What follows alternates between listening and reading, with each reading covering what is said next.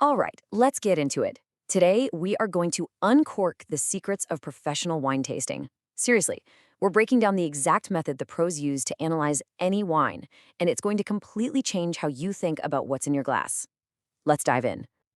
You know the feeling, right? You take a sip, you know you like it, or maybe you don't, but then someone asks, "So, what do you think?" And your mind just goes blank. All you can come up with is, it's good, or, well, it's red.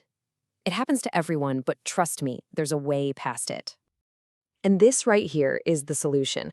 It's a framework called the Systematic Approach to Tasting, or SAT for short. It comes from the Wine and Spirit Education Trust, and it's basically the gold standard in the industry. The key thing to get is that this isn't about whether you like the wine.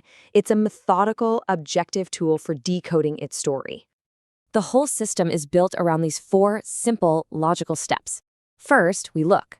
Then we smell. Then, finally, we taste. And at the very end, we bring all those clues together to draw a conclusion. Think of it as a roadmap that takes you from just sipping wine to really tasting it. Okay, so first up, the appearance. I know it sounds basic, but before you even think about swirling or sniffing, just looking at the wine can give you some incredible clues about its age, the grape it's made from, and even how it was made. So how do you actually do this?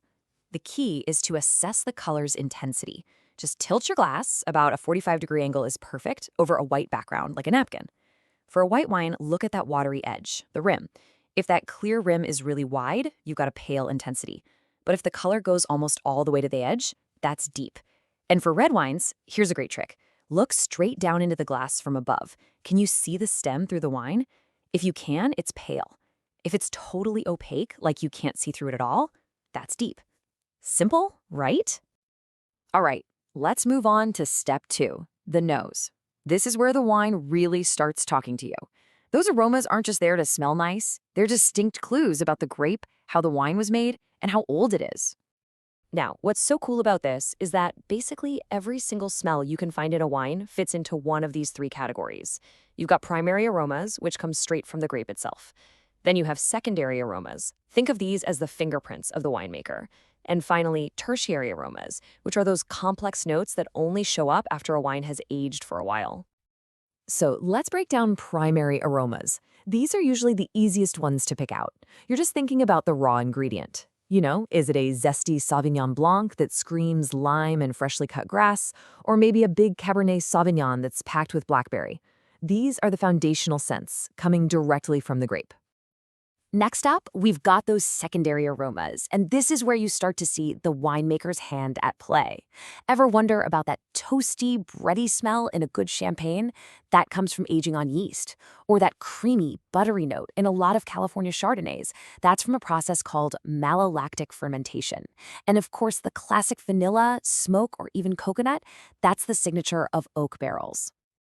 And last but not least, we got the magic of time. Tertiary aromas. These only develop as a wine matures in the bottle. So those fresh fruits from its youth, they start to transform into dried apricot or honey. In reds, you start to get these amazing savory, complex notes like leather, tobacco, or a damp forest floor. These are the aromas that really signal a high-quality wine that was built to age. Okay, time for the main event, the palate. We finally get to taste the wine. But here's the thing. We're not just looking for flavors. We're analyzing the wine's structure, its architecture, how it actually feels in your mouth. And this is such an important question, because a wine can have all the beautiful flavors in the world, but if it doesn't have structure, it just feels flat. So what are we actually looking for? What gives a wine its shape and its texture? Well, it really comes down to these 5 pillars. We're looking at the sweetness. Is there any leftover sugar? Then there's acidity and tannin. After that, alcohol. And finally, how all of those things come together to create the wine's body, which is just its overall weight and feel on your palate. Okay, acidity can be a little tricky to pin down, but here is a foolproof method. Pay attention to what happens in your mouth after you've swallowed or spit out the wine. Is your mouth watering, like a little bit or a whole lot? That reaction, that salivation, is a direct measure of the acidity. A super high-acid wine, like a German Riesling, will literally have your mouth watering for a long, long time. So what about tannins? You hear this word all the time, but what are they, really? Well, they're compounds that come from the grape skins and oak barrels, and they create this very specific drying sensation on your gums and your tongue. The absolute best analogy is to think about a cup of black tea that you've let steep for way too long. You know that grippy, mouth-drying feeling? That is tannin. And before we move on to the final step, let's quickly talk about the finish. This is super simple. It's just how long those pleasant flavors hang around after the wine is gone. Does it disappear in a flash, or does that taste linger and evolve for 15, 30, maybe even 60 seconds? A long finish is almost always a sign of a high-quality wine. All right, we've looked, we've smelled, we've tasted. Now it's time for the final step, the conclusion.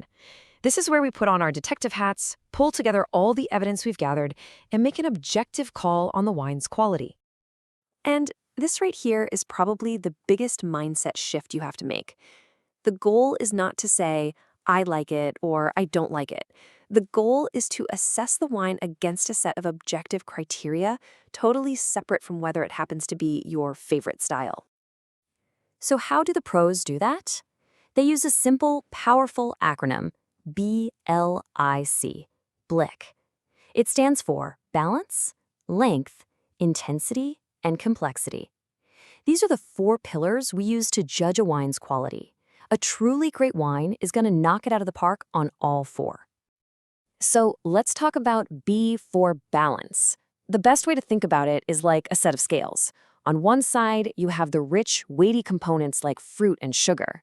On the other side, you have the components that give it structure and freshness, like acidity and tannin. In a balanced wine, nothing feels out of place. The alcohol doesn't burn, the acid isn't screaming at you, the tannins aren't harsh. Everything just works together in perfect harmony. And what's great about the BLI system is that it gives us a really clear way to score the wine.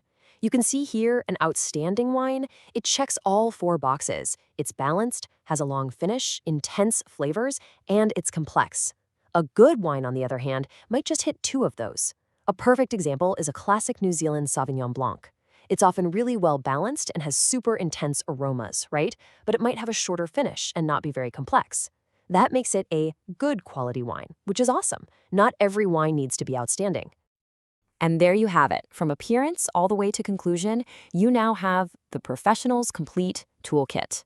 This systematic approach to tasting, it's not some kind of mystical art. It's a skill you can learn, and it's one that empowers you to go from just drinking wine to truly understanding it. So, the next time you open a bottle, I want you to try this. Don't just taste it, analyze it. Use this framework, look for the clues, and ask yourself, what story is in your next glass?